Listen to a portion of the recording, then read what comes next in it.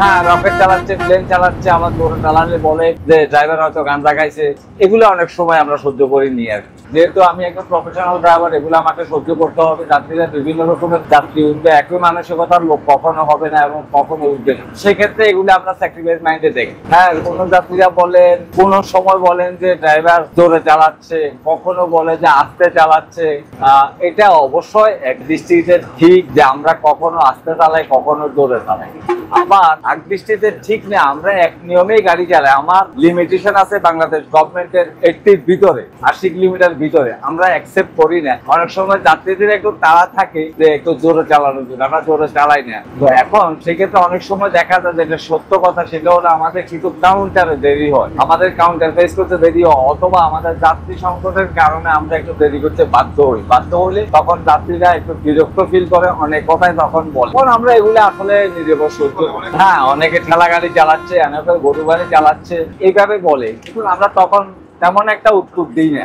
আমাকে যদি কোনো গাড়ি যদি ওভারট্রাক করে, সেক্ষেত্রে আমার উচিত হবে আমি অ্যাক্সেলেরেটরটা পিকআপটা ছেড়ে দেওয়া, তাকে সুযোগ করে দেওয়া, সে যেন আমার ডান পাশ দিয়ে বেরোতে পারে অথবা বাম পাশ দিয়ে বেরোতে। বিশেষ করে আমরা যখন হাইওয়েতে গাড়ি চালাই, তখন আমরা ম্যাক্সিমামই আমার বাম পাশ দিয়ে আমি তাকে সাইড দিই, আমার লেফট সাইড দিয়ে সাইড দিই। এটা সিস্টেম হলো এই কারণে, যেহেতু আমি ডান পাশে রাস্তার মাঝখানে স্পিড ব্রেকার আছে, এই স্পিড ব্রেকার সাথে গেছি আমি চালাই, বাম পাশ দিয়ে তাকে আমি সাইড দিয়ে। এটা হলো ডান পাশ দিয়ে আমি চালাই, পাম্পার দিয়ে তাকে সাইড দিয়ে দিই। সে ওভার স্পিডে আছে, তাকে আমরা সাইড দিয়ে। মনের মাধ্যমে সিগন্যাল হয় আমাদের ক্রসিং এর সময়, ওভারটেকিং এর সময় না, আমাদের একটা সিগন্যাল আছে। যেমন আমরা সোজা রাস্তা যাচ্ছি, এখানে ডানে বামে কোনো রাস্তা নাই, তখন আমরা একজন ডিপার দিই, মানে হেড ডিপারটা দিয়ে বুঝাই যে আমিও আসতেছি, তুমিও আসছো, আস্তে আস্তে যাও। আবার অনেক সময় আমরা একটা ড্রাইভার হর্ন দিই, যেমন ক্রসিং এর সময় সে আসতেছে, আমিও আর যাচ্ছি, ওই ড্রাইভারের অথবা ওই গাড়িকে আমরা চিনি বিদায় আমরা অর্থাৎ হেডলাইট অন ডিপ করি। ওটা ওই ড্রাইভার যেন বুঝে আমি যাচ্ছি, সে যেন বুঝে আমি আসতেছি।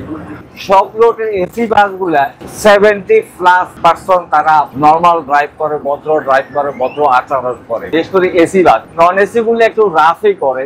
আর নন এসি আর এসির ডিফারেন্স কিন্তু আছে। নন এসি যতটুকু স্পিডে চালাতে পারে, এসি বাস কিন্তু কত স্পিডে চালাতে পারে না। তার কারণ হলো নন এসি বাসে একটা কম্প্রেসার আর এসি বাসে দুইটা কম্প্রেসার। দুইটা কম্প্রেসারের কারণে ওই ইঞ্জিনটা লোড লওয়ার জন্য যে সময়টা, ওটা আস্তে আস্তে পিক আপ উঠে। ওই কারণে গাড়ি, নন এসি গাড়ি দেখবেন যে হরহামেশে আমাদেরকে এসি গাড়ি কাইটা যায়। এটা অনেক যাত্রীরাও কিন্তু বুঝে না, তখন যাত্রীরা করে যে ও অমুক গাড়ি কাইটা গেছে, অমুক গাড়ি কাইটা গেছে। আমরা তখনও কোনো উত্তর দিই না, যাত্রীদেরকে বুঝতে দিই না, আমরা আমাদের নিয়ম মতোই চালাই। আমি বলবো দুই পক্ষের থেকে সমান দোষী। যেমন বাস ড্রাইভার বলতে ছোট এবং বড় আছে। এখানে লোকাল যে বাসগুলো আছে, এটা রাস্তা জ্যামের কারণে বা রাস্তায় জ্যাম সৃষ্টি করার কারণটা বলছি, যে লোকাল গাড়িগুলো যেভাবে বামের সাইড করে যাত্রী উঠানোর কথা এবং নামানোর কথা, তারা ওইভাবে করে না। কিন্তু আমরা যথেষ্ট চেষ্টা করি, এসি বাস এবং বড় বাস যেগুলো আছে, এগুলো আমরা চেষ্টা করি, আমরা মিনিমাম অন্তত বাম পাশে যেভাবে নেওয়া যায় আমরা ওইভাবে চেষ্টা করি।